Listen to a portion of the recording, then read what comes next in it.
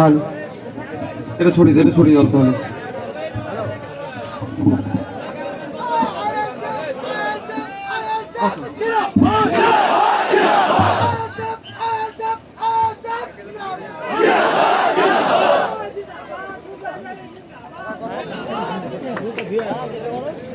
ভাই যারা এখানে এসে উপস্থিত হয়েছে, নিশ্চিতভাবে আপনারা আমাদের পার্টির বিভিন্ন স্তরের গুরুত্বপূর্ণ একজন কর্মী। বিভিন্ন স্তরে কেন উপস্থিত হয়েছেন আপনারা? যে আমরা লোকসভা নির্বাচন হতে চলেছে সারা দেশে, নোটিফিকেশন হয়েছে, নমিনেশনের দিন আসবে, নমিনেশন করব। 7টা ফেজে সারা দেশে ইলেকশন হচ্ছে। আমরাও আমাদের এই জয়নগর থেকে, এই জয়নগরের মার্কশিট, চাওয়া পাওয়া, অভাব অভিযোগ, সমস্যার কথা পার্লামেন্টে তুলে ধরার জন্য ভোট দিয়ে যাকে পাঠাবো, তার প্রতিনিধি হয়ে বুথে বুথে গিয়ে, মানুষের কাছে গিয়ে তার বার্তা তথা আইএসএফ এর বার্তা পৌঁছে দেব, সেই জন্য উপস্থিত হয়েছেন তো ভাই? তো আপনারা কি রিপোর্টার নাকি এক একজন যারা এখানে ক্যামেরা বার করেছেন? আপনারা যদি রিপোর্টারের কাজ করতে চান, বাসের তাহলে এটা যেটা আছে আপনাদের ওই পেছন অব্দি দিয়ে দিচ্ছি, তাহলে রিপোর্টারের কাজ আপনারা করবেন। যারা ভিডিও করছেন, যারা পার্টির কর্মী আছে, তারা ভিডিও বন্ধ করুন। কি বলছি আগে শুনুন। আপনার মনোযোগটা, আপনি যদি ভিডিও করেন তাহলে ভিডিওর দিকে থাকবেন, আমাদের বক্তব্যের দিকে থাকবে। ভাই কোন দিকে থাকবে? নিশ্চিতভাবে যখন ভিডিও করবেন আপনার মনোযোগটা ভিডিওর দিকে থাকবে। ভাই শুনতে পেলেন না কি বলা হচ্ছে? পাশের যারা আছে মোবাইলগুলো বন্ধ করে দেন, আর নাহলে এর মধ্যে ঢুকে আসুন যারা ভিডিও করতে চাইছেন। আপনারা পাশের গুলোকে একটু লক্ষ্য রাখবেন। আপনাদের পাশের গুলো যেগুলো এগুলো ছাপলামো যদি কেউ করে সেগুলো লক্ষ্য রাখবেন, কারণ এসেছেন যে কাজটা সেটা সম্পূর্ণ করতে হবে। তো সেটা এখান থেকে যে বার্তাটা নিতে এসেছেন সেটা তো নিতে হবে। আজকে আপনারা এসেছেন কর্মী সম্মেলনে, বিভিন্ন স্তরের নেতারা এসেছেন। হ্যাঁ, আপনারা বিভিন্ন স্তরের নেতারা এসেছেন। আপনাদের মাধ্যমে আমরা আপনাদের এলাকাটাকে দেখি। কেউ অঞ্চল নেতৃত্ব এসেছেন, কারা ব্লক নেতৃত্ব এসেছেন, কোন জেলা নেতৃত্বরা এসেছেন।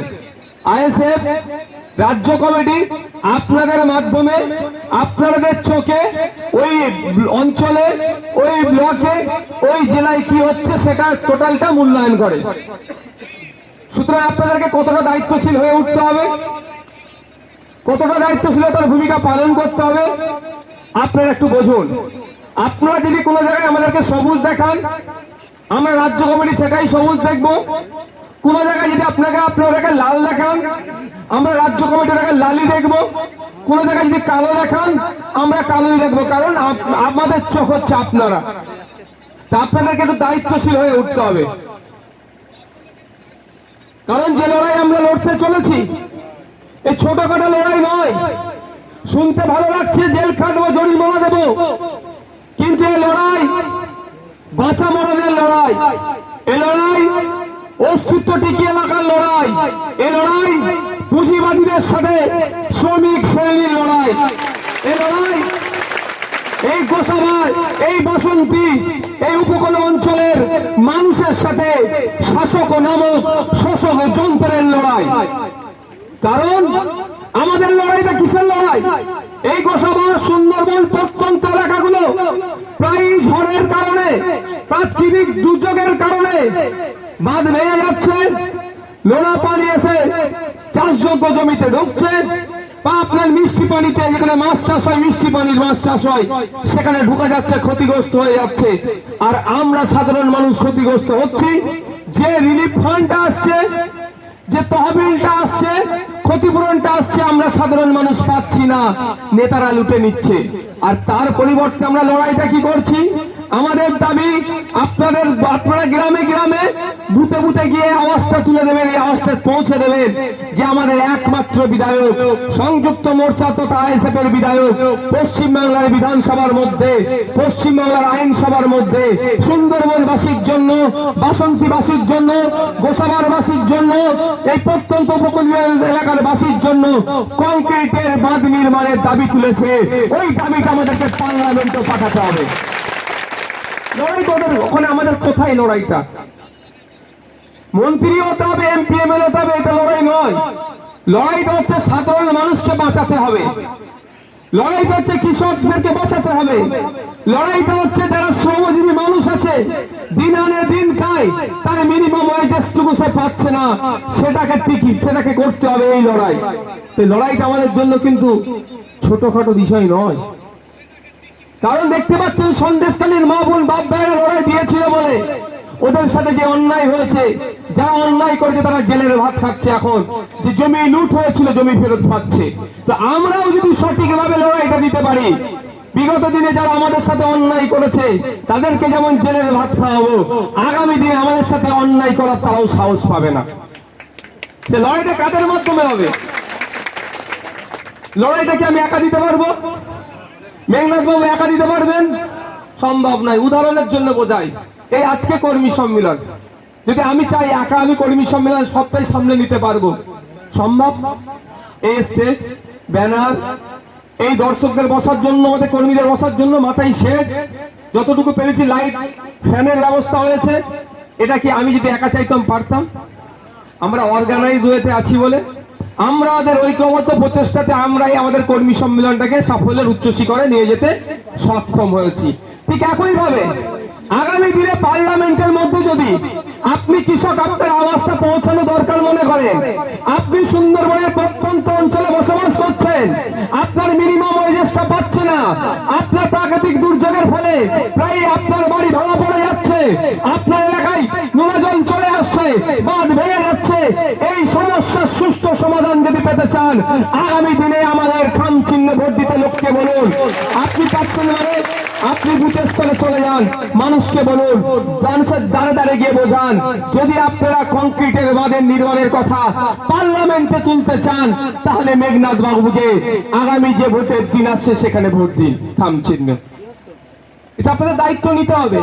এখানে অঞ্চল নেতৃত্বরা আছেন, আপনারা আজকের পরে পৌঁছে গিয়ে আপনাদের বুথের নেতৃত্বদেরকে নিয়ে বসুন, ভাগ করে দিন বা বুথের নেতৃত্বদেরকে।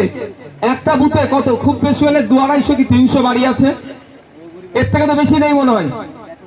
সেই 250-300 বাড়িতে বুথ কমিটিতে, আমাদের নির্বাচনী কমিটিতে 30 জন 35 জন করে আছে এক একটা বুথে আমাদের অ্যাক্টিভ কর্মী। ভাগ করে নিতে বলুন, কাউকে বলুন 10টা বাড়ির দায়িত্ব নেবে সে। আপনি নিজে বলবেন যে আমার অঞ্চলের তুমি 15টা বাড়ি নাও। আপনিও তো কোনো বুথ থেকে এসেছেন ভাই, যতই অঞ্চল নেতৃত্ব ব্লক নেতৃত্ব যাই হোক না কেন, আপনি তো কোনো বুথের নেতা, বুথ থেকে উঠে এসেছেন। তো আপনি নিজে দায়িত্ব নিয়ে নেবেন যে আমি এই 20টা বাড়ির দায়িত্ব নিচ্ছি, ওদেরকে কনভিন্স করি এর ভোটটা কিভাবে আইএসএফ এর খাম চিহ্নতে দেওয়া যায়, তার দায়িত্ব আমি 20টা নিচ্ছি, তুমি 5টা নাও, তুমি 15টা নাও, তুমি 10টা নাও, এইরকম করে ভাগ করে দেবেন বুথ ভিত্তিক। মানে আমাদের এই যত বাড়ি আছে এই নির্বাচনী ক্ষেত্রে, আমাদের প্রার্থী মাস্টার মশাই মেঘনাথ সাহেব প্রাক্তন মাস্টার হাই স্কুলের যত বাড়ি, সব বাড়িতে পৌঁছাতে পারবে কি ভাই? সব বাড়িতে পৌঁছানো সম্ভব? বিধানসভাতেও সম্ভব নয়, শুধুমাত্র সম্ভব হতে পারে সমিতির বা পঞ্চায়েত নির্বাচনে। তাহলে ইনি পৌঁছাতে পারবেন না, কিন্তু ইনার ড্যামি বা ডেমো তো পৌঁছাতে পারবে ভাই। ড্যামি ক্যান্ডিডেট আপনারা হন, মেঘনাথ বাবুর প্রতিনিধি, আইএসএফ এর প্রতিনিধি, জয়নগর লোকসভার প্রত্যেকটা বাড়িতে পৌঁছাতে হবে। এটা আমাদেরকে দায়িত্ব তুলে নিতে হবে। আমাদের লক্ষ্য উদ্দেশ্য কি? আমরা কেন ভোট চাইছি মানুষের কাছে? আপনারা আজকে আসলেন, আমাদের বক্তার বক্তব্যগুলো শুনলেন, মজনু সাহেব বক্তব্য দিলেন। আমাদের দেশ এগিয়ে যেতে গেলে কি করতে হবে? মাথা পিছু বার্ষিক গড় আয় বাড়াতে হবে। আমাদের নয়, আমি যে রাজ্যে আমাদের ফিরে আসি, এখানে কৃষি প্রধান এলাকা, মানুষ মাছ চাষের সাথে যুক্ত থাকে। এদের কৃষকদের মাসিক গড় আয় কত? 7,000 টাকার নিচে। মাছ চাষিদের বেশি গড় আয় নয়। এইগুলোকে বাড়াতে গেলে এদের বিজ্ঞানসম্মতভাবে চাষ করার জন্য উৎসাহিত করতে হবে। এটা তো পশ্চিমবাংলার বিধানসভায় আপনাদের বিধায়ক তথা সংযুক্ত মোর্চার বিধায়ককে বলছে। এই আওয়াজটা শুধুমাত্র পশ্চিমবাংলায় বিধানসভায় সীমাবদ্ধ রাখতে চাইছি না আমরা। এই আওয়াজটা আমরা এখানে জয়নগর থেকে পার্লামেন্টে পৌঁছাতে চাইছি। পার্লামেন্টে কে বলবে? জনগণের জনপ্রতিনিধি বলবে। জনগণের জনপ্রতিনিধি পার্লামেন্টে বলবে। না হলে যাদেরকে পাঠাচ্ছেন বিগত মনে 10 বছর পাঠিয়ে রেখেছেন তো ভোট দিয়ে, লাভটা কি হয়েছে? একটা ভিডিও ক্লিপ ছাড়তে বলুন না, যে পার্লামেন্টের মধ্যে গিয়ে এই জয়নগরবাসীর কথা ভেবে তাদের জন্য প্রতি বছরে যেভাবে প্রাকৃতিক দুর্যোগের ফলে বাঁধগুলো ধ্বংস হয়ে যায়, বালির বাঁধগুলো নষ্ট হয়ে যায়, তার পরিবর্তে বিজ্ঞানসম্মতভাবে বাঁধ নির্মাণের কথা বলেছেন বা কংক্রিটের বাঁধ নির্মাণের কথা বলেছেন। এই একটা ভিডিও দেখাতে পারবেন? আমার মনে হয় পারবে না। আমি চ্যালেঞ্জ দিচ্ছি, আমি এই জায়গাতে কর্মী সম্মেলন থেকে আপনাদেরকে চ্যালেঞ্জটা তুলে দিচ্ছি। আপনারা গিয়ে বুথে বুথে পৌঁছে যান। আপনারা বুথে বুথে গিয়ে মানুষকে বলুন, আপনারা দায়িত্ব তুলে নিন। যে কথা আমরা বলছি সেটাই যে আপনারা শুধু আপনাদের মুখ থেকে বলবেন। আমরা এখানে যে কথাগুলো বললাম আজকে বলছি আমরা, সেটাই গিয়ে বলুন যে আমাদের বিদায়ী এমপিকে যে আমরা ভোট দিয়ে পাঠালাম, আমাদের লাভটা কি হয়েছে, আমাদের জন্য কথা কথা পার্লামেন্টের মধ্যে বলেছে, সেটা দেখাতে বলুন। তখন তো মানুষের মাথায় চোখ করে ঘুরে যাবে। আমি কৃষক, আমি শ্রমজীবী মানুষ, আমি মৎস্যজীবী, আমার ঝড়ে বাড়ি ভেঙে যাচ্ছে, সে আমার প্রাকৃতিক দুর্যোগের কারণে আমি ক্ষতিগ্রস্ত হলাম, সমাধান তো দূরের কথা, আমার ত্রাণের টাকা লুট হয়েছে, এটা নিয়ে কটা কথা বলেছে আমাদের বিদায়ী এমপি। এটাই বাড়ি বাড়ি গিয়ে কোশ্চেন করুন তো আপনারা। তারপরেই বলুন, যদি আমাদেরকে সুযোগ দেন, কারণ আমরা জোর করতে পারি না। সংবিধানের 341 নম্বর ধারাতে উল্লেখ আছে, ভারতীয় নাগরিক হতে হবে, 18 বছরের ঊর্ধ্বে হতে হবে, তাহলেই সে ভোটদানের স্বাধীনতা রাখে। আমরা তার ভোটদানের স্বাধীনতাতে হস্তক্ষেপ করতে পারি না। আমরা দেশের গণতন্ত্রকে, দেশের সংবিধানকে মান্যতা দিয়ে চলি।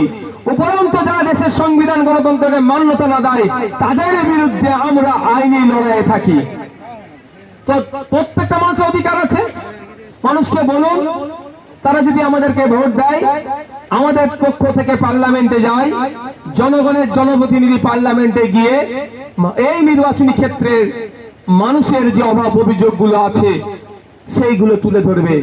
শিক্ষা, স্বাস্থ্য, কর্মসংস্থান তো আমরা সকলেই দেখছি, কিন্তু সাথে সাথে এখানে যে বৃহত্তর অঞ্চলের মানুষ, শ্রমজীবী মানুষ, এখানে কাজ না পাওয়ার ফলে ভিন্ন রাজ্যে কাজে চলে যাচ্ছে, আল্লাহ হয়ে ফিরে আসছে, বা বিভিন্ন সময়ে বিভিন্ন সমস্যার সম্মুখীন হচ্ছে। এখানকার মানুষজন যাতে এখানে কাজ করতে পারে এবং তার ন্যূনতম মজুরি যাতে ঠিকঠাক পেতে পারে, তারও দাবি পার্লামেন্টে আমাদের মেঘনাদ মাস্টার মশাই আপনাদের জন্য তুলবে, আপনারা যদি মানুষের কাছে পৌঁছাতে পারেন। আপনাদের এই কথাগুলো মানুষকে বলতে হবে। এই শুনলেন ভাইজান, চলে গেল। এটা তো জনসভা নয় ভাই, সাধারণ মানুষকে তো বোঝানোর জায়গা নয়। এটা দায়িত্বশীলেরা এসেছেন, দায়িত্বশীলদেরকে বলছি চলে যাবেন। মানুষের পাশে দাঁড়াতে হবে, গিয়ে মানুষকে বলতে হবে, বারবার মানুষের পাশে যেতে হবে। আমরা এক প্রথমবারে যাবেন, আমাদের যে লিফলেট হচ্ছে আপনারা তাদের বাড়িতে গিয়ে দিন। আপনারা এখানে ভাববেন যে জয়নগরে কোথায় গোসাবা, কোথায় ক্যানিং পশ্চিম, কোথায় আছে, আমরা পৌঁছাবো কি করে? আরে ভাই, আপনাকে একা তো সব গোসাবাতেও যেতে বলা হচ্ছে না, মগরাহাটেও যেতে বলা হচ্ছে না। আপনি আপনার বুথেরটা, আপনার অঞ্চলটা দেখুন না। দায়িত্ব নিয়ে যদি যে যার বুথ, যে যার অঞ্চলকে দেখে, তাহলে সবটাই আমাদের কভার হয়ে গেল। কি ভাই, ভুল বলছি নাকি? তাহলে যে যার দায়িত্ব নিয়ে কাজ করতে হবে তো নাকি?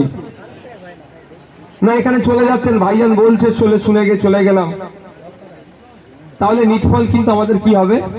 এই এত মেহনত করা, এই এত গরমে, অনেকে রোজায় আছেন, বিভিন্ন ধর্মের মানুষ আছেন, কিন্তু রৌদ্র তো সবাইকে লাগছে।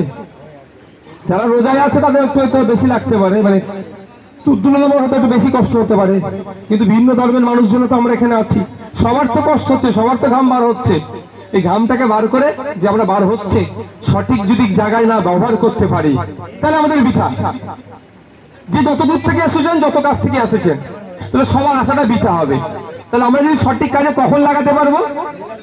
যখন আমরা কি করব, এই বার্তাটাকে আমরা ব্লকে গিয়ে, অঞ্চলে গিয়ে, বুথে গিয়ে সাধারণ মানুষের কাছে পৌঁছে দিতে পারবো। আর আমার ভরসা বিশ্বাস সাধারণ মানুষ প্রস্তুত আছে, শুধু তার কাছে গিয়ে আপনারা একবার দাঁড়ান। তাই এতটুকু চাইছে যে আইএসএফ এর নেতৃত্বরা বুথ থেকে শুরু করে জেলা পর্যন্ত আমাদের কাছে আসুক একবার। এটাই তাদের ডিমান্ড, অন্য কিছু নয়। 500,000 টাকার বিনিময়ে আমরা ভোট চাইতে পারবো না, অবৈধ লেনদেনের মাধ্যমে আমরা ভোট চাইতে পারবো না, হুমকি চুমকি দিয়ে, ভয় দেখিয়ে, মদের বোতল দিয়ে, বিরিয়ানির প্যাকেট দিয়ে আমরা ভোট করাতে পারবো না। আমাদের কর্মীরাও আপনারা জানেন, যারা এখানে এসেছি আমরা কর্মীবিন্দু গাঁটের টাকা দিয়ে এসেছি, এখানে কোনো টাকা দেওয়া হয়নি। তো ভোটটা পেতে গেলে আমাদের টাকা দিতে আমরা পারবো না, সেই অর্থ আমাদের নাই, বা থাকলেও আমরা সে কাজ করতে পারি না। আমাদের কি করতে হবে? মানুষের কাছে পৌঁছে যেতে হবে। আমাদের হ্যান্ডবিল, লিফলেট মানুষকে দেবেন বাড়ি বাড়িতে গিয়ে। করুন আপনারা, আমরা কি করতে চাইছি আপনারা বলুন যে আমাদের ভাইজানদের স্বপ্ন কি, আমাদের মেঘনাথ বাবু কি চাইছেন। বা আমরা তো 17 বার আপনারা জানিয়ে দিচ্ছি আমাদের বিভিন্ন স্তরের কর্মীদেরকে, আমরা 17 বার ভোট দিয়ে পার্লামেন্টে এমপি কে পাঠিয়েছি এর ইতিপূর্বে। কতবার? 17 বার। কিন্তু দুঃখের বিষয় 17 বার বিভিন্ন রাজনৈতিক দলের পক্ষ থেকে আমরা পাঠিয়েছি। একটা রাজনৈতিক দলকে কিন্তু 17 বার আমরা চেক করিনি, বিভিন্ন রাজনৈতিক দলকে আমরা 17 বার চেক করে পাঠিয়েছি। দিনের শেষে কি দেখেছি? রাজনৈতিক দলগুলো লাভবান হয়েছে, যাদেরকে পাঠিয়েছি তাদের ক্রমশ চাকচিক্য হয়েছে। কিন্তু যারা 17 বার ভোট দিয়ে দেশের পার্লামেন্টে, দেশের আইনসভার মধ্যে যেখানে গিয়ে জয়নগরবাসীর অভাব অভিযোগ চাওয়া পাওয়ার কথা বলার দরকার, সেটা বলা দূরের কথা, যখন জয়নগরবাসীর বিপক্ষে বিল পাস হচ্ছে তথা জনগণের বিপক্ষে বিল পাস হচ্ছে, তাদেরকে এক প্রকার সাথ দিচ্ছে। তাহলে আমরা কি করব? এতজনকে তো আমরা টেস্ট করেছি, আমাদের লোকেদেরকে বলবো যান, পৌঁছে যান বাড়িতে বাড়িতে গিয়ে তাদেরকে বলুন, মামা, কাকা, জ্যাঠা, মাসি, পিসি, ফুফু, চাচা, খালা, নানা যারা আছে, যেই সম্পর্ক আছে সেই সম্পর্ক ধরেই বলুন যে 17 বার আমরা সুযোগ দিয়ে পার্লামেন্টে পাঠালাম, জয়নগরবাসী সেই বঞ্চনার শিকার হলো, বঞ্চিত থাকলো। একবার না হলে ভাইজানদের কথাই ভরসা বিশ্বাস করে, একবার না হলে মেঘনাথ বাবুকে খাম চিহ্নে ভোট দিয়ে পার্লামেন্টে পাঠায়, দেখি তো আমাদের জন্য কতটা গলা ফাটাতে পারে। একবার টেস্ট করেন না, আমাদেরকে বলবেন। কারণ ভাঙড়বাসী বুঝতে পেরেছে, শুধু ভাঙড়বাসী নয়, রাজ্যবাসী বুঝতে পারেছে যে ইন্ডিয়ান সেকুলার ফ্রন্টের পক্ষ থেকে যদি পার্লামেন্টের মধ্যে যায়, তাহলে সে পার্লামেন্টে গিয়ে চুপচাপ ওই এক কোণে বসে থাকবে না। আপনারা দেখেছেন হয়তো, অনেকে দেখেননি, বিধানসভার মধ্যে তো ভিডিও আর পাবলিশ হয় না। সমস্যা এখানে প্রতিনিয়ত আমরা কি করছি, বিধানসভা যখন সেশন চলে, নওশাদ সিদ্দিকী চুপচাপ বসে থাকে না, মানুষের কণ্ঠ হয়ে বিধানসভায় গিয়েছি, ভাঙড়ের মানুষের দোয়া আশীর্বাদ ভোট দিয়ে বিধানসভায় গিয়ে শুধুমাত্র ভাঙড়বাসী কথা বলে চুপ থাকে না, একদম চুপ করে বসে থাকে না, সারা রাজ্যের মানুষের কথা বলে। যদি ভিডিওটা চলতো তাহলে আপনারা বুঝতে পারতেন। যদিও একবার একটা ভিডিও পাবলিশ হয়ে গিয়েছিল, জানি না কিভাবে, আমার তো ছবি আসেনি, আমার ভয়েস এসেছিল।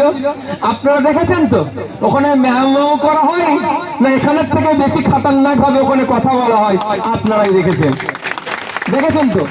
তো আমি মনে করছি আজকে এই জোট থেকে শুরু করে, ঘোট থেকে যে যার ভাষায় সিট অ্যাডজাস্টমেন্ট থেকে শুরু করে আইএসএফ এর বিরোধিতা করার কারণটা আমি কিন্তু অনেক ডিপে যে খোঁজার চেষ্টা করেছি। কারণ আমি দেখছি একাধিক কারণ হচ্ছে।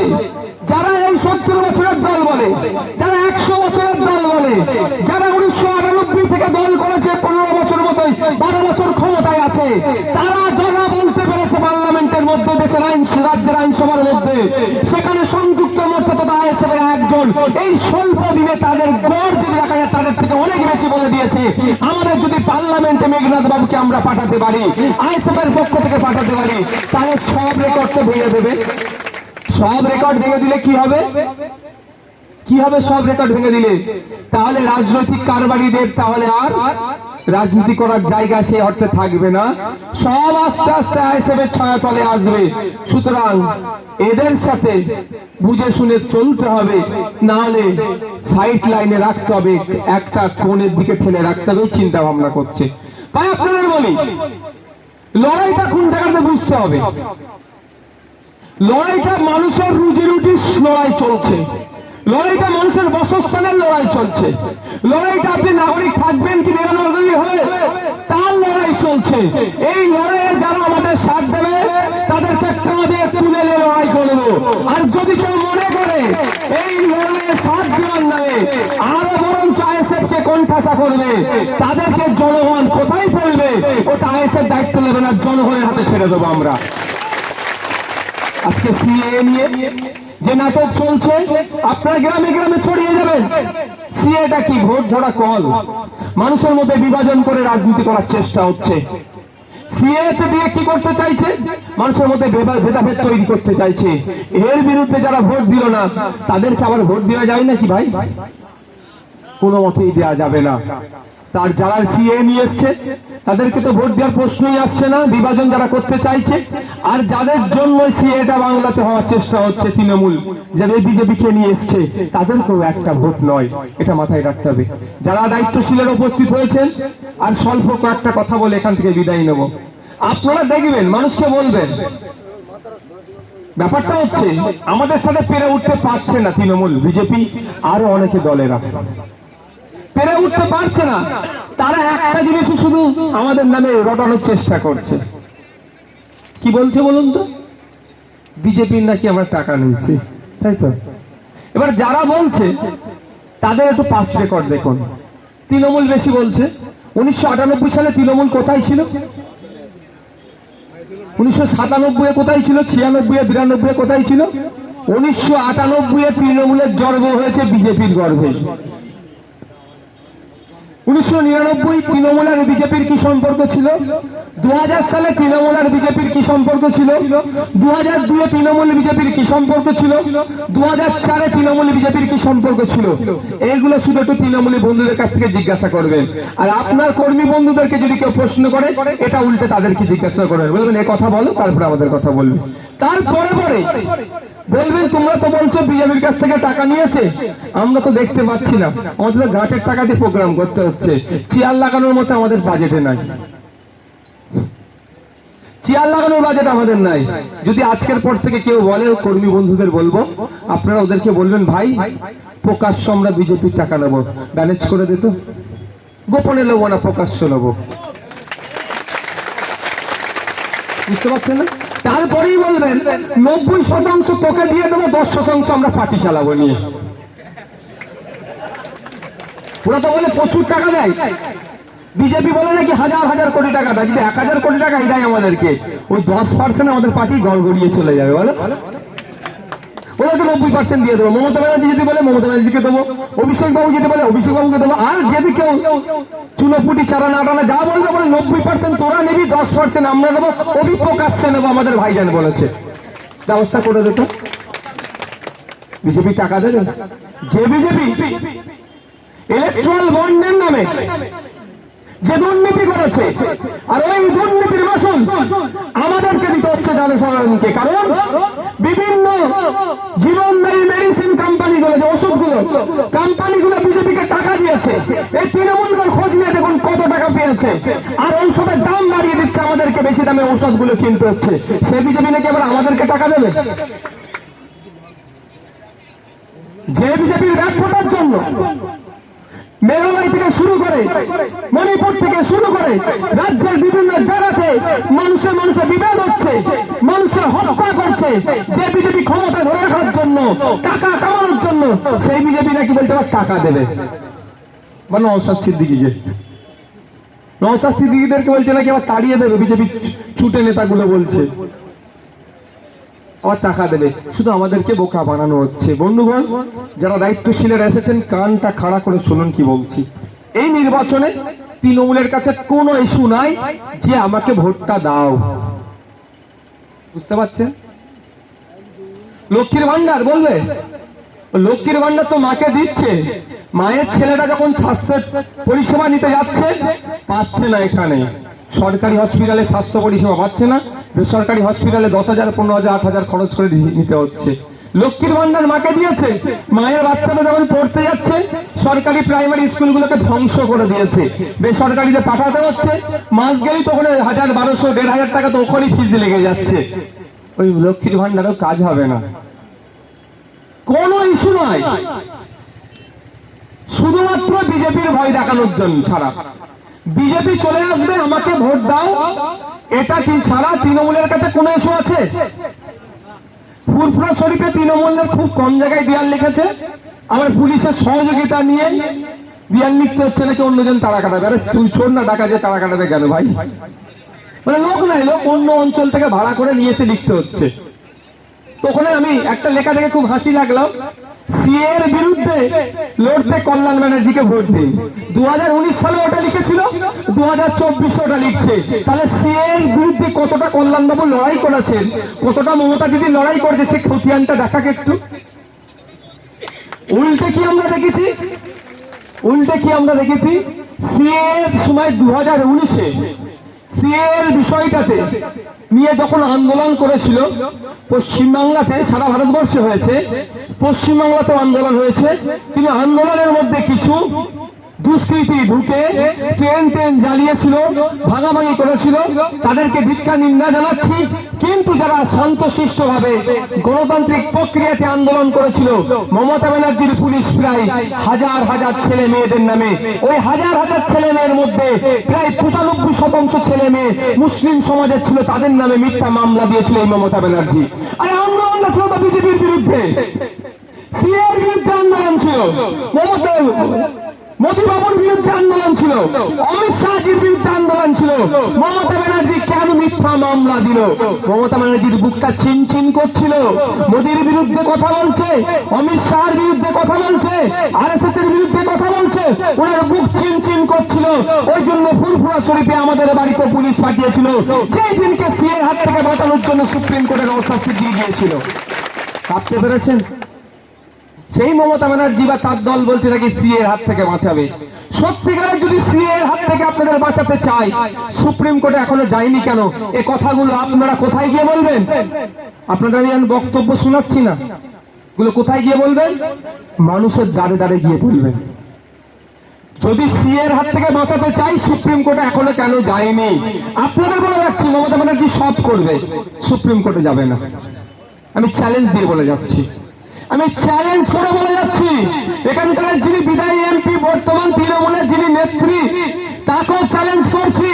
আপনার নেত্রীকে বলুন, এই অভিষেক ব্যানার্জির পিসিকে বলুন, অভিষেক ব্যানার্জিকে বলুন, যে যদি সিএ এর বিরুদ্ধে প্রতিপক্ষ লড়াই করতে চান, যদি আপনার লড়াইটা সত্যিকারের থাকে, সিএ এর বিরুদ্ধে, এনআরসির বিরুদ্ধে যদি সত্যিকারের লড়াই থাকে, চলুন সুপ্রিম কোর্টে গিয়ে কেস করবেন। যদি না টাকা থাকে, নওশাদ সিদ্দিকের হবে, আপনাকে কিন্তু সইটা করতে হবে।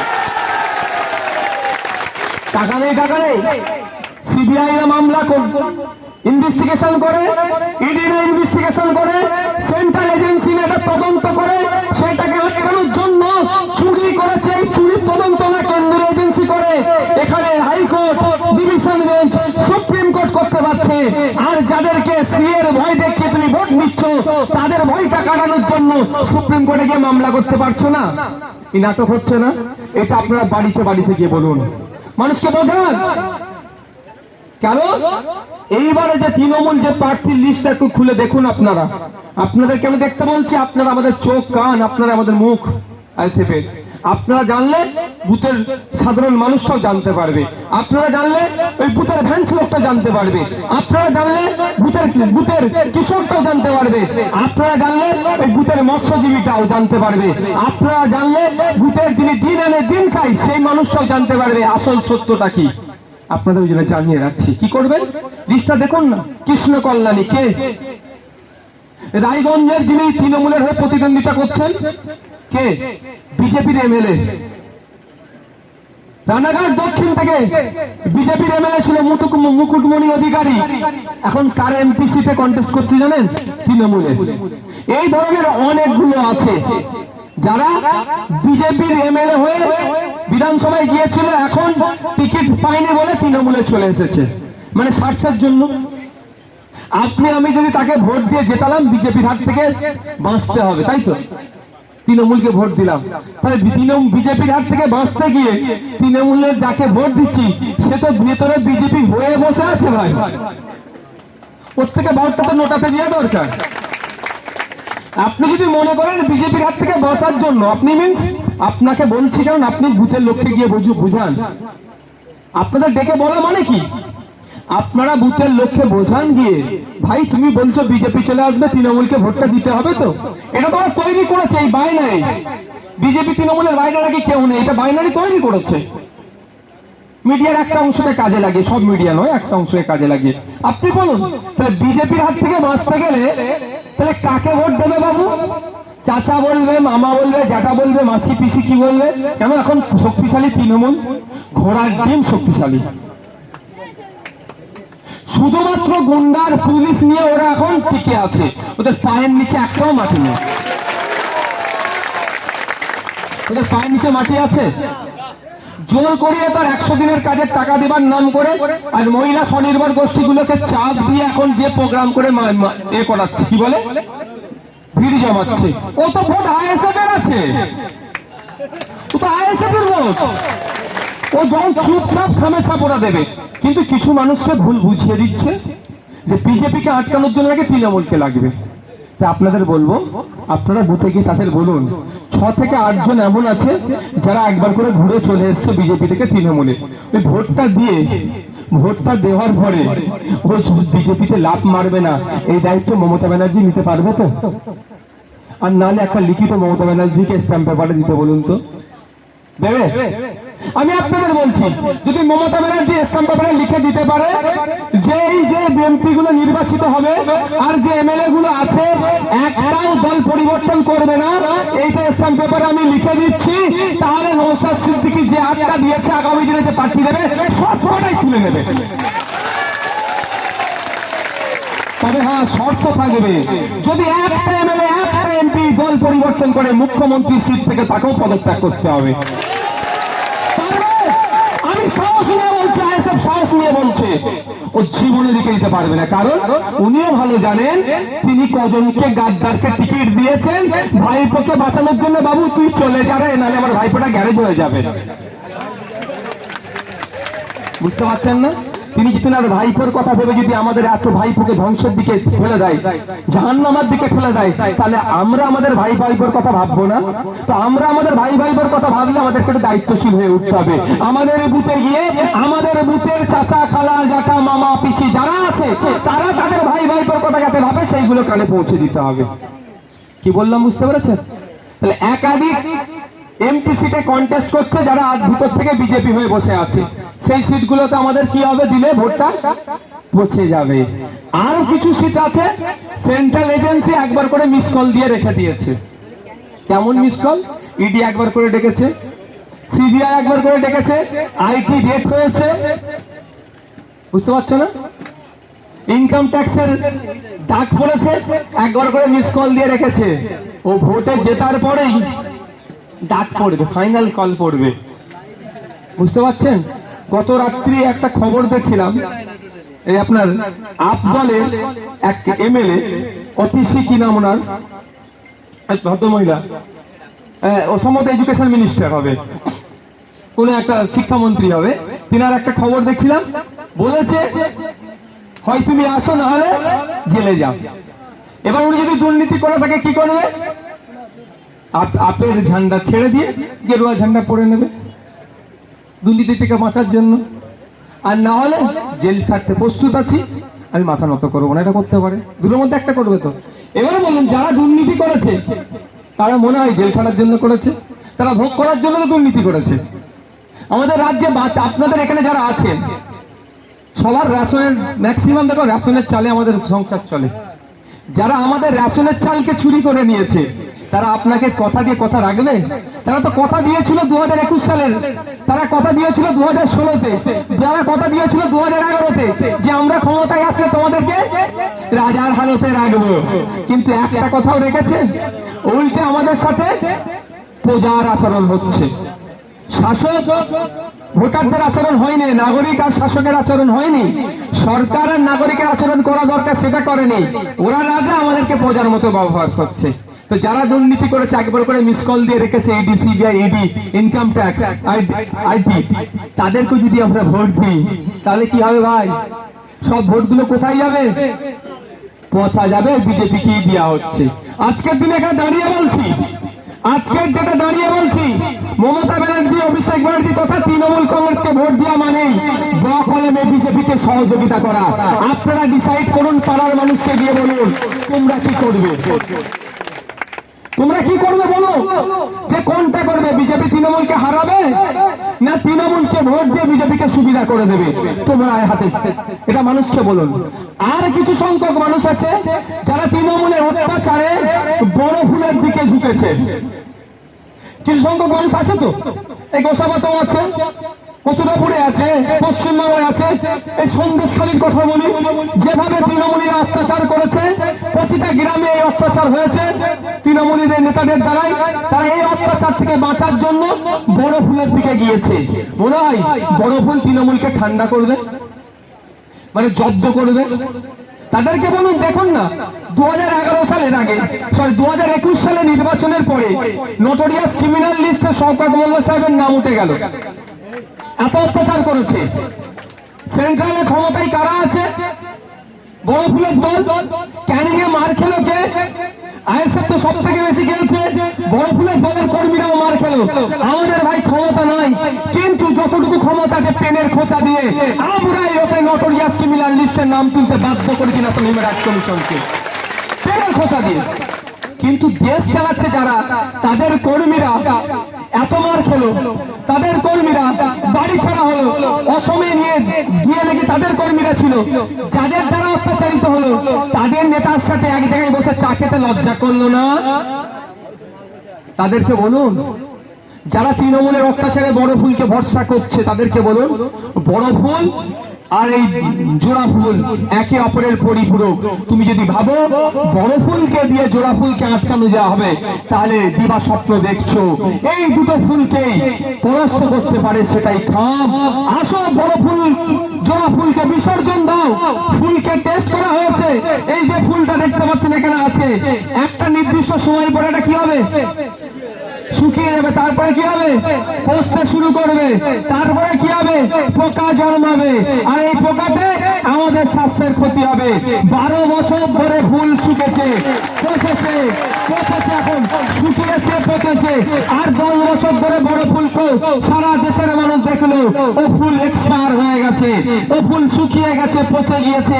একে যদি এখনো ঘরে যত্ন করে আমরা রাখি এই দুটো ফুলকে, তাহলে আগামী দিনে এর থেকে যে পোকা বার হবে, আপনার আমার স্বাস্থ্যের ক্ষতি হবে। আমরা স্বাস্থ্য সচেতন মানুষ দুটো ফুলকে বা সার গাড়ায় ফেলে দিই, আর বাড়িতে সাজিয়ে রাখতে পারবো না। এটা বুঝতে গিয়ে মানুষকে বলুন, বলুন। কারণ আমি আবারও বলছি, তৃণমূলের কাছে একটাই অপশন আছে, যে বিজেপি চলে আসবে, এছাড়া ওদের কোনো কথা নাই। আর সিএ নাকি রুখে দেবে। যদি সিএ রোখার দরকার হয়, আমি দুটো কথা আজকে গুরুত্বপূর্ণ বলেছি বলতে বলতে, মমতা ব্যানার্জি সুপ্রিম কোর্টে যাক। আর একটা কথা কি বলেছি,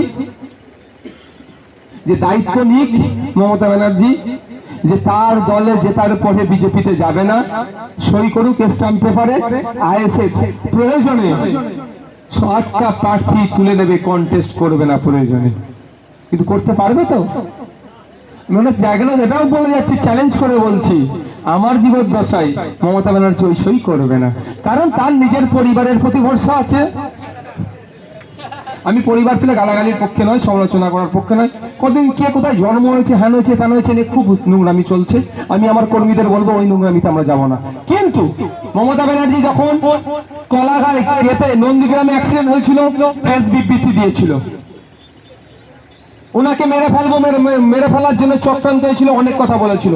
কদিন আগে টয়োটা গাড়ি নাকি 200 স্পিড না কত স্পিডে ছুটছিল, কপালে লেগেছিল তখন উনি অনেক কথা বলেছিলেন, কিন্তু উনি ওনার বাড়ি থেকে যখন কপাল চোট পেয়ে এসএসকেএমে গেল, দুঃখ লাগছে ভাবতে, মানে সত্যি দুঃখ লাগছে। তার আশপাশের যারা সিকিউরিটি ছিল, যিনি পিওসি ছিল, কতটা অপরিপক্ক, যে একটা জেড ক্লাস সিকিউরিটি নিয়ে যে ঘুরে, আমরা ভালো করে জানি হয়তো আমাদের জেড ক্লাস নয়, আমাদের সাথে তো কিছু সিকিউরিটি আছে, তাদের কাছে মিনিমাম ফার্স্ট এডটা থাকে। রক্তটা মোছার টাইম হলো না মাননীয়? আমাদের তো মুখ্যমন্ত্রী, আমাদের কষ্ট লাগেনি দেখে ছবিটা? তোদের লাগেনি? আমার কষ্ট লেগেছে, আমার মুখ্যমন্ত্রী উনি। তার সাথে রাজনৈতিক মতপার্থক্য আছে, তার সমালোচনা 100 বার করবো, যতক্ষণ না পর্যন্ত তিনি ঠিক হয়। কিন্তু অতক্ষণ পর্যন্ত না, কোথায় এখানে একটা, আরে আমাদের গ্রামে গঞ্জে যদি তুলো ব্যান্ডেজ না পাই আমরা কি করি? রুমাল বা অন্যদের সঙ্গে সঙ্গে বেঁধে দিই। অতটুকু বাঁধলো না, তাকে হসপিটালে নিয়ে চলে গেল, আর ভিতরটাও ছেড়ে দিলাম। বেরিয়ে তো একবারের জন্য তিনি বললেন না মাননীয়া যে আমার কি কারণে মাথাটা ফেটেছে। ডাক্তার বললো, অনেকে অনেক কথা বললো, তিনি কিন্তু একবারের জন্য বললেন না কি কারণে মাথা ফেটেছে। যাক, ওই বিষয়ে যাচ্ছি না, পারিবারিক বিষয়। কিন্তু যেটা বলছি, নিজের পরিবারের প্রতি ভরসা নাই, কারণ একটা ভাইকে ওই যে ত্যায্য ভাই করে দেবো আমি, করে দিলাম। যদি নিজের পরিবারের প্রতি তার কনফিডেন্স না থাকে, তাহলে এই যে এমএলএ গুলোকে দাঁড় করিয়েছে, এই এমপি গুলোকে কন্টেস্ট করছে, এদের প্রতি ভরসা রাখতে পারবেন তো? যদি ভরসা রাখতে পারতো, তাহলে অর্জুন সিং এখন কোথায়? হ্যাঁ, একটা তো এখন দেখতে পেয়েছেন। আমি আপনাদের একটা কথা বলি, ভোটটা মিটলে সব পাঁচিলে উঠে বসে আছে, সব পাঁচিলে উঠে বসে আছে। খোঁজ নিলে হয়তো দেখা যাবে। কালকে শুভেন্দু অধিকারী মহাশয়ের একটা বক্তব্য এসছে, তাকে শুনছিলাম কি আইফোনের কথা বলছে, পাসওয়ার্ডের কথা। শুভেন্দু অধিকারী মহাশয় বা সুকান্ত মজুমদারের মহাশয়ের বা দিলীপ ঘোষ মহাশয়ের বা অগ্নিমিত্রা পল দিদির আইফোনে তৃণমূলের কত এমএলএ এর কল নিয়মিত ঢুকছে, সেটাও যদি আমাদেরকে জনমানুষে নিয়ে আসে ওনারা, তাহলে বুঝতে পারবেন এখানে নীল হয়ে গেছে। বুঝতে পারছেন না? সব পাঁচিলে উঠে বসে আছে। ওদের কথা ভেবে আমাদের সময় নষ্ট করলে হবে? আমাদের বাড়ি পাড়ায় পাড়ায় পৌঁছে যেতে হবে, তাদেরকে গিয়ে বলতে হবে। শেষ কথা বলি, দেখেন তো কয়েকটা টেকনিক্যাল বিষয় বলবো। কটা বাজে বলো না? আর 5 থেকে 7 মিনিট বক্তব্য দেবো, কারণ অসুবিধা হচ্ছে না তো? আপনারা কর্মী, আপনাদের জানতে হবে। ভাঙড়ে আমার সাথে হয়েছিল একটা জিনিস, পরে জানতে পেরেছি। তৃণমূলের দেখবেন, তৃণমূলকে ভোট দেবে না মানুষ একবার ডিসাইড করে নিয়েছে, ভোট দেবে না, শুধু বিকল্পের অভ্যুস ছিল, আইএসএফ এসে গিয়েছে, খাম ছাড়া কোনো কথা হবে না, মানুষ কিন্তু কনফার্ম করে নিয়েছে। এই বোকা বানানোর জন্য তৃণমূল কিছু লোককে মার্কেট এখন ছাড়বে, চায়ের দোকানে ছাড়বে, ওই বিজেপি এসে যাবে, বিজেপি এসে যাবে করে ভয় দেখাবে, কিছু ফেসবুক হোয়াটসঅ্যাপে ছেড়ে দেবে, সোশ্যাল সাইটে টাকা দিয়ে তোরা এই বলতে থাকে বিজেপি এসে যাবে, বিজেপি এসে যাবে, আমাদেরকে ভোটটা দাও। এসব কন্ডপাত করার দরকার নেই। এটা করে 2019-এ ভোট দিয়েছিলাম, কি দেখলাম? রাজ্যের বাইরে বিজেপি ছিল, রাজ্যের মধ্যে বিজেপি ঢুকালো। এই 2021-এ বিজেপি এসে যাবে, বিজেপি এসে যাবে বলে ভোট দিলাম, বিজেপি এসে দরজার সামনে দাঁড় করিয়ে দিয়েছে। 2024-এও যদি আমাদের এই বিজেপি এসে যাবে, বিজেপি এসে যাবে বলে ভোট দিয়ে তৃণমূলকে, আপনার বেডরুমে বিজেপিকে কিন্তু ঢুকিয়ে দেবে। ভুল বলছি নাকি? তাহলে আমাদেরকে কি করতে হবে? দরজার বাইরে এখন বিজেপি আছে, ওই বিজেপিকে কি করতে হবে? ওখান থেকে বিতাড়িত করতে হবে। বিতাড়িত করে কোথা করতে হবে? বিতাড়িত করে দিতে হবে। বিতাড়িত কিভাবে করবে? লাঠি সুটা না, ভোট। ভোটটা আমরা ঐক্যবদ্ধ ভাবে খাম চিহ্নতে দেন। পশ্চিম বাংলায় খাম চিহ্নেই পারবে বিজেপিকে বিতাড়িত করতে। জোড়াফুল বিজেপিকে নিয়ে আসছে, খাম বিজেপিকে বিতাড়িত করবে। তো মানুষকে বলুন কি যেটা ওরা করবে, এটা একটা প্রচার রাখবে, এটা বিরোধিতা তো আপনারা কি করতে হবে আপনারা ভালো করেই জানেন। যদি এই প্রচারটার বাংলার মানুষ খাবে মনে হয়, খাবে। বাংলার মানুষ জেনে গিয়েছে বিজেপি আর তৃণমূলের সাথে কি ভালো সম্পর্ক, জেনে গিয়েছে। মুদির বলছে, মোদিজির বলেছে কোমরে দড়ি বাঁধবো, কোমরে দড়ি তো পাঠায়নি, শাল পাঠাচ্ছে তার জন্মদিনে। হ্যাঁ, কোমরে দড়ি বাঁধবো বলেছিল, কিন্তু তার পরিবর্তে শাল মিষ্টি পাঠাচ্ছে। ভোটটা শুধু লুট করার জন্য এই সমস্ত বলে। ভোট মিটে গেলে আবার তারা একসাথে বসে চা খাবে। তারা চা খেলে আমাদের কোনো সমস্যা নাই।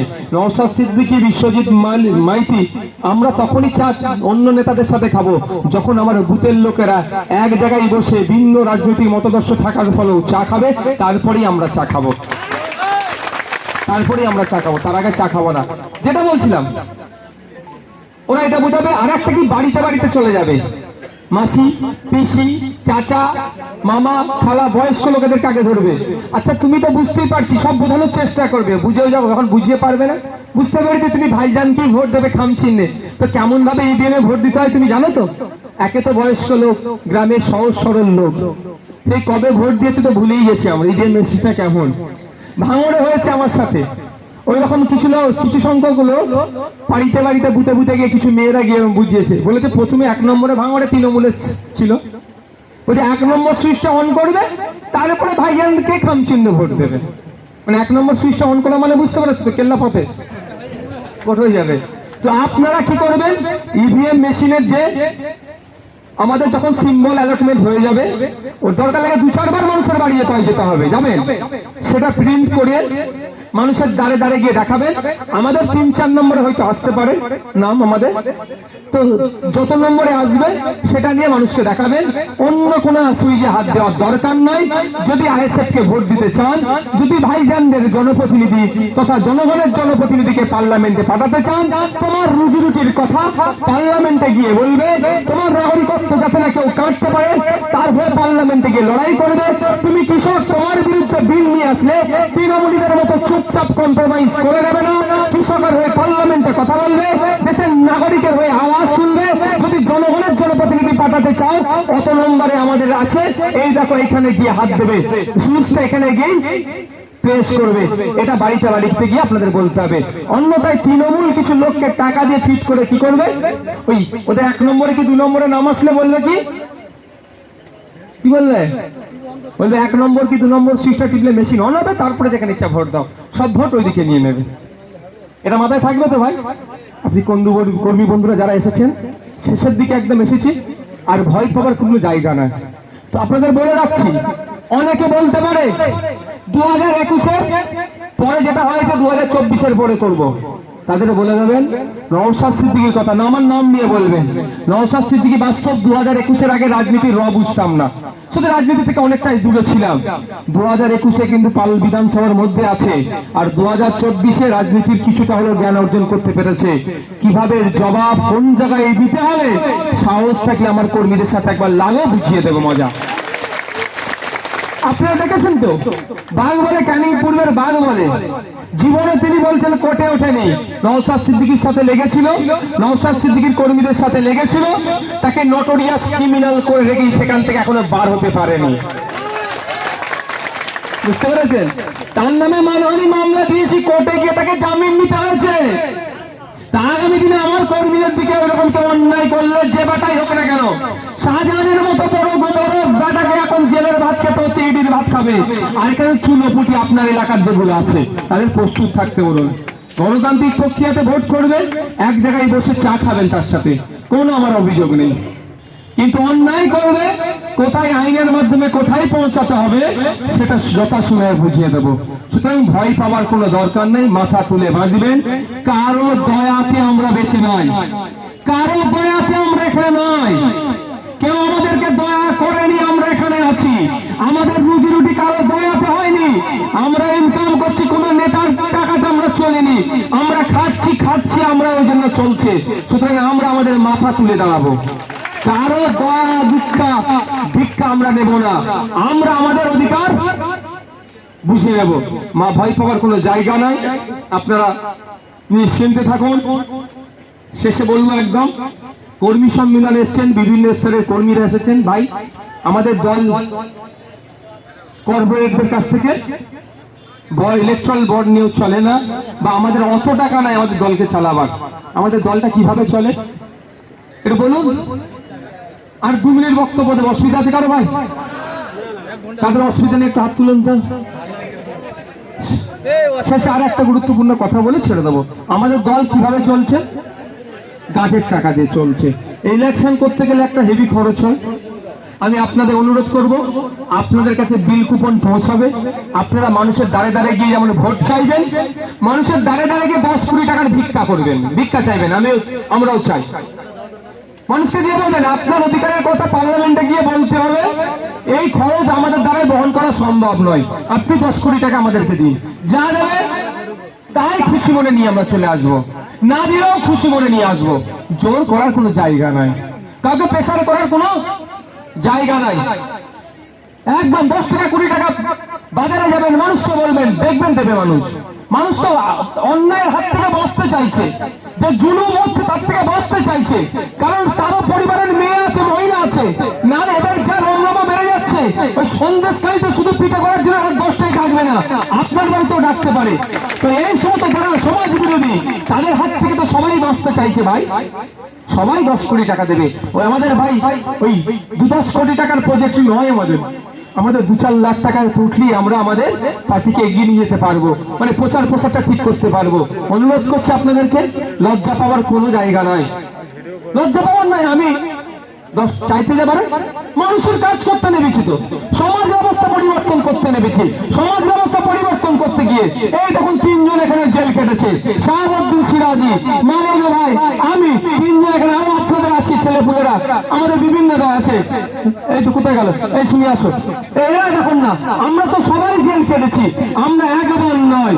এই সমাজ পরিবর্তন করতে গিয়ে আমাদের মেঘনাদ বাবু, আপনাদের এখান থেকে যিনি প্রার্থী হয়েছেন এই পঞ্চায়েত নির্বাচনে, এনাকে তো ভেবেছিল মরে গেছে, ছেড়ে চলে গেছে, তো মেরে দিত। কেন তারা এত মার খাচ্ছেন? এনার পেনশনে যা টাকা আছে, ঘরে পরিবার, ছোট্ট পরিবার পরিজনকে নিয়ে সুখে শান্তিতে থেকে খেতে তারা দিন গুজরান করতে পারত, কিন্তু তিনি বসে থাকেননি। তিনি দেখেছেন যে সমাজ ব্যবস্থাকে যারা কুলুষিত করার চেষ্টা করছে, তাদের হাত থেকে সমাজকে মুক্ত দিতে হবে। শাহাবুদ্দিন সিরাজি একজন স্কুলের টিচার, তিনিও চুপচাপ বসে থাকতে পারত তার পরিবারকে নিয়ে, সে মাইনে পেত, যে মাইনে পাচ্ছে তা নিয়ে তার সুখে সংসার চলে যেত। মালিক ভাই যে কাজ করে, সে তার পরিবার পরিজনকে নিয়ে শান্তিতে থাকতে পারত। এই ভাইয়ের ছোটখাটো যে ব্যবসা আছে, এর পরিবার পরিজনকে নিয়ে সুখে থাকতে পারত।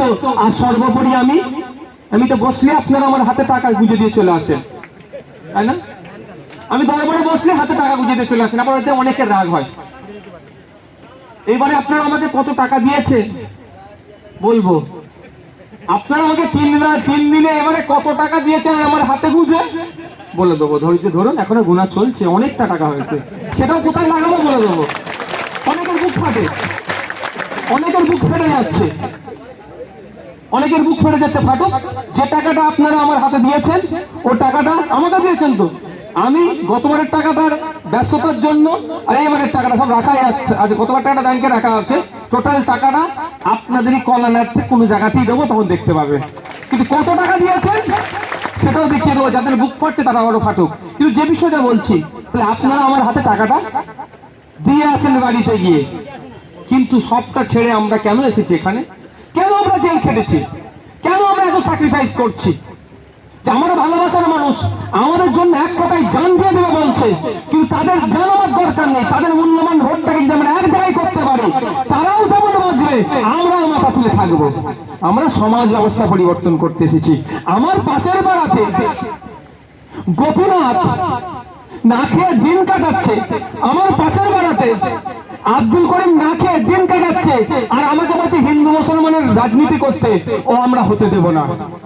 আমার পাশের পাড়াতে সীমান্ত তার বাচ্চাটাকে স্কুলে গিয়ে পড়ানোর টিচার পাচ্ছে না, আমার ওই পাড়াতে আব্দুল জব্বার গিয়ে তার বাচ্চার জন্য শিক্ষক পাচ্ছে না, আর আমি চুপ করে বসে থাকবো, হতে পারে না। আমার লড়াই হচ্ছে, আমাদের লড়াই হচ্ছে সমাজ ব্যবস্থা পরিবর্তনের লড়াই। এই সমাজ ব্যবস্থা পরিবর্তন করতে গেলে একবার কেন আমরা 100 বার জেল খাটতে প্রস্তুত আছি। কি গো, অসুবিধা আছে? ভয় লাগছে নাকি জেল কেন? তবে একটা কথা, আমার যারা নেতৃত্বরা আছেন, আমার তো এগুলো নেতা, আপনারাই আমার কাছে আসল হিরো। এরাও নয়, হিরো নয় বলছি না, কিন্তু এনাদের থেকেও কোনো অংশে আপনাকে আমরা উপেক্ষা করতে পারি না। আপনাদের লড়াইটার জন্য আমরা কিন্তু বড় বড় নেতা হয়েছি, চেয়ারম্যান, জেলা প্রেসিডেন্ট,